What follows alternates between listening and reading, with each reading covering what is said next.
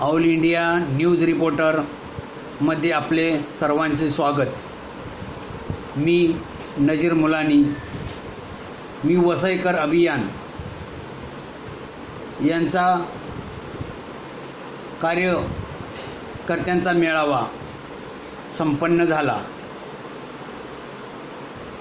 या कार्यक्रमात कार्यकर्त्यांशी संवाद साधला गेला। तसेच मी वसईकर अभियान वसई नालासोपारा पदासाठी नियुक्त्याही करण्यात आल्या। 13 जणांच्या नियुक्त्या संस्थापक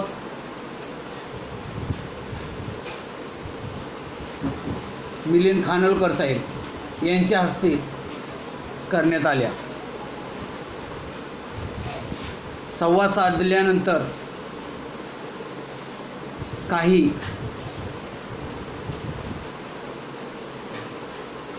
लोकसभा निवडणुकीसंदर्भात आपल्याकडे असणं आवश्यक आहे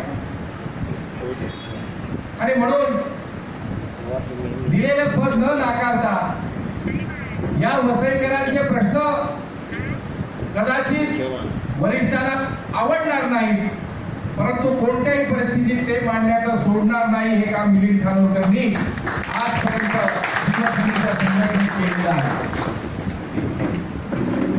आणि म्हणून या वसईच्या राजकीय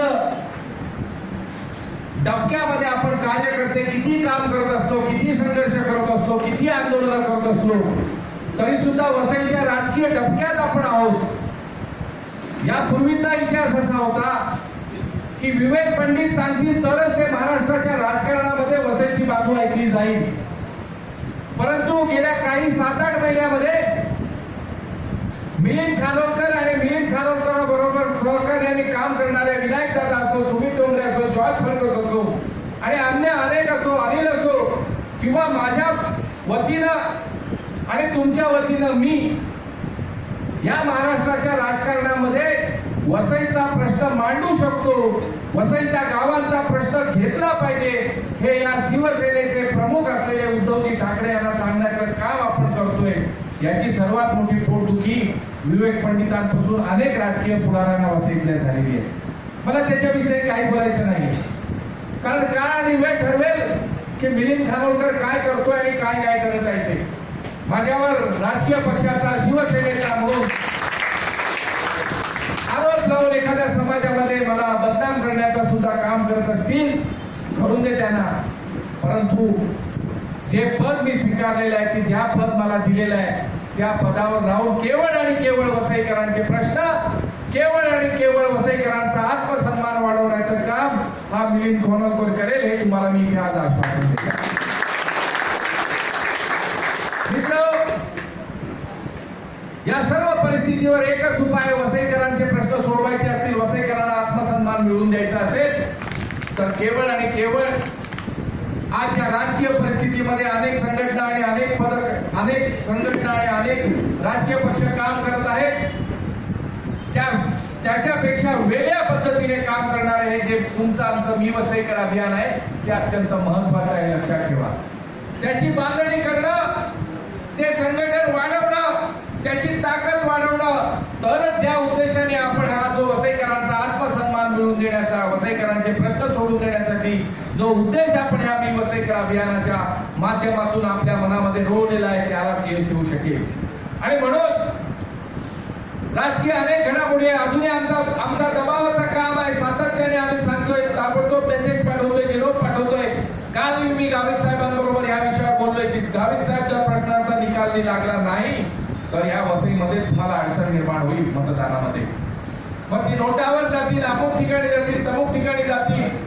आमची वसईकरांची अपेक्षा आहे की हितेंद्र ठाकूरांचा पराभव झाला पाहिजे। दुर्दैवाने मित्र हो, राजकीय कोंडीमध्ये आज हितेंद्र ठाकूर अनेक वर्षांनी गेल्या लोकसभा निवडणुकीपासून प्रथमच आलेला आहे। यापूर्वी त्यांनी सर्व राजकीय पक्षांना हाताशी पकडून केवळ आणि केवळ आपल्यावर अन्याय करण्याचं काम केलंय. आणि जरी मी आज शिवसेनेत असलो तरी राजकीय पक्षाने सुद्धा त्याला छुप्या मार्गाने पाठिंबा देण्याचं काम केलंय आणि वसईकरांवर अन्याय करण्याचं काम केलंय. परंतु आज संधी आलेली आहे आपल्याला. गेल्या लोकसभेत उद्धवजी ठाकरेंनी आम्हाला सांगितलंय की मी शब्द देतो, मी स्वतः आणि माझं राजकीय संघटन वसईकरांच्या प्रश्नावर तुमच्या पाठीमागे आहे. मी त्या शब्दाला, कोणाच्या तरी शब्दाला आधार राहून वसईकरांचे प्रश्न आपण सोडवले पाहिजे, त्यासाठी मी शिवसेनेबरोबर आहे. परंतु कधीही वसईच्या प्रश्नावर जर कोणत्याही परिस्थितीमध्ये कोणत्याही राजकीय पक्षाकडनं जर अक्षम्य असं दुर्लक्ष होताना जर मला दिसलं तर मी आणि आपली संघटना ही वसईकरांबरोबर राहील, एवढं मी तुम्हाला निश्चित. संघटनेच्या वाढीसाठी आपण जे कार्यकर्ते आहेत, आपल्याला जे काही वाटतं त्यातून मला नवीन नवीन कार्यकर्ते अजून समाजामध्ये कामाला पाठवायचे आहेत. संघटनेला एक ढाचा तयार करायचा आहे आणि त्या ढाच्याची सुरुवात आपण काही दिवसापूर्वी काही प्रमुख पद आपण देऊन जाहीर करून आपण केलेली आहे. संपूर्ण तालुक्याचा व्याप आहे. आर्थिक दृष्ट्या मी वसईकर अभियानाची ताकद अतिशय मर्यादित आहे. आपण अतिशय प्रामाणिकपणे काम करतो. कुठूनही पैसे जमा करण्याचा वेडावाकडा मार्ग या संघटनेने कधी स्वीकारला नाही आणि पुढेही स्वीकारणार नाही. लोक पैसे देतील आणि ही संघटना वाढेल असं आमच्या सरकारचं स्वप्न आहे आणि ते आपण साकार करून दाखवू. आणि म्हणून काही पद गेल्या वेळेला काही पद जाहीर झाल्यानंतर आयवानने मला फोन केला होता. आयवन म्हणाले की कधी पद जाहीर झाली, कसं ठरलं. मी त्याला दोष देत नाहीये, बरोबर आहे. परंतु आपल्या सगळ्या मर्यादा लक्षात घेता ज्या ज्या टप्प्यामध्ये ज्या ज्या मार्गाने ही संघटना आपण पुढे नेता येईल त्या वेळेला थोडीशी लोकशाही बाजूला ठेवली. वेळ नसला तरी पण ती आवश्यक होती की मी वसईकर अभियानाची कारकीर्द ही कार्यकारिणी जाहीर झाली हे सांगणं आवश्यक होतं. एक मुद्दा मला काल आठवला. संघटनेचा कार्यकर्ता कसा असतो ते बघा. अनेक सभांमध्ये मी ऐकलं शिवसेना, भाजप, आरपीआय, जन आंदोलन समिती, अमुक तमुक युती, महायुतीचे उमेदवार. परंतु काल एक कार्यकर्ता या रिक्षामध्ये जेव्हा गावित साहेबांची रॅली चालली होती त्या रिक्षामध्ये सांगत होता या सर्व संघटनांबरोबर त्या कार्यकर्त्यांनी मी वसईकर अभियानाचं सुद्धा नाव सातत्याने रिक्षामध्ये सांगितलं. ते कार्यकर्ते आहेत म्हणून कोण आहेत तर ते कार्यकर्ते आहेत या नायगावचे श्री चंद्रकांत धोंडे. त्यांना सर्वांचा माझ्या सर्वांचा सलाम. कारण या माणसाने काल युतीमध्ये कदाचित त्या राजकीय पक्षांना किंवा जाणीवपूर्वक मी वसईकर अभियानाला पुढे आणायचे जरी धोरण असलं तरी या सच्चा शिवसैनिक असलेल्या कार्यकर्त्याने सुद्धा त्या युतीमध्ये सर्व लोकांसमोर अनाउन्समेंट करताना प्रत्येक वेळेला मी वसईकर अभियानाचं नाव घेतलेलं आहे. मित्र, कोणी आम्हाला पुढे आणायचा प्रयत्न करो की न करो, ज्या दिशेने आपण चाललोय, ज्या उद्दिष्टांसाठी आपण चाललोय, एक ना एक दिवस ही मी वसईकर अभियान, ही संघटना, ही संस्था, ही वसईकरांच्या मनामध्ये जी आज आहे त्याच्यापेक्षा अनेक पटीने रोवली जाईल असा मला विश्वास आहे. आणि म्हणून काही पद ही आपण आज या ठिकाणी काही पद जाहीर करतोय. अनेकांची बोलायचं राहिले, अनेकांची पद जाहीर करायची आहेत आपल्याला, परंतु त्यांच्याशी चर्चा केलेली नाही.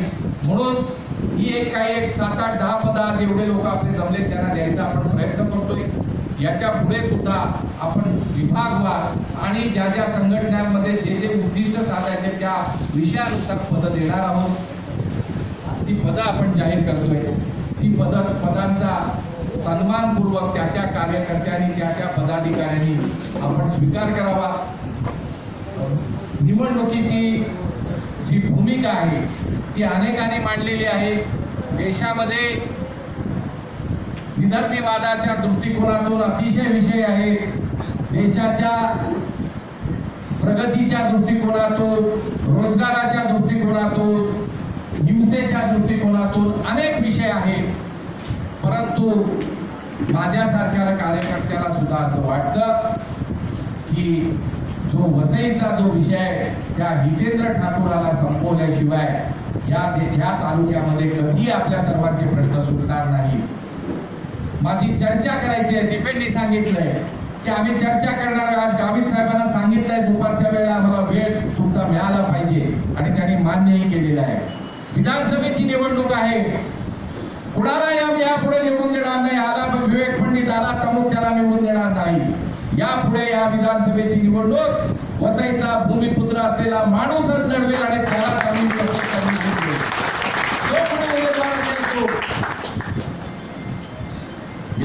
आपला कसा काय हक्क असेल ह्या दृष्टिकोनातून आपण या लोकसभेचं काम करायचं.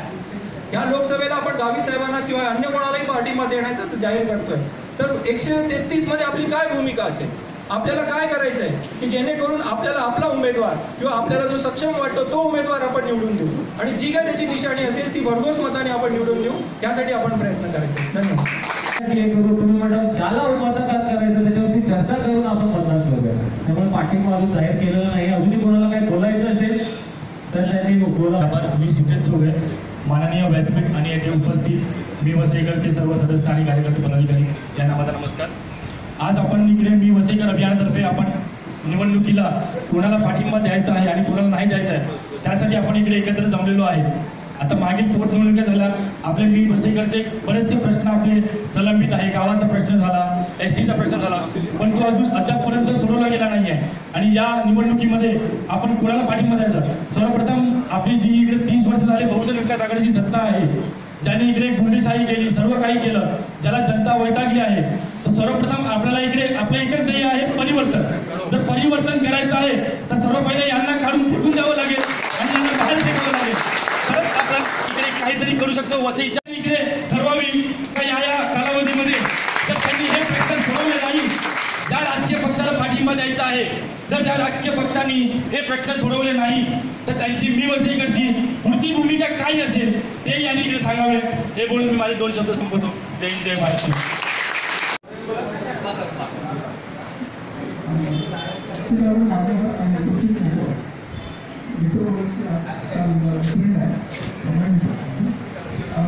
अगदी 2009 पासून गावाचा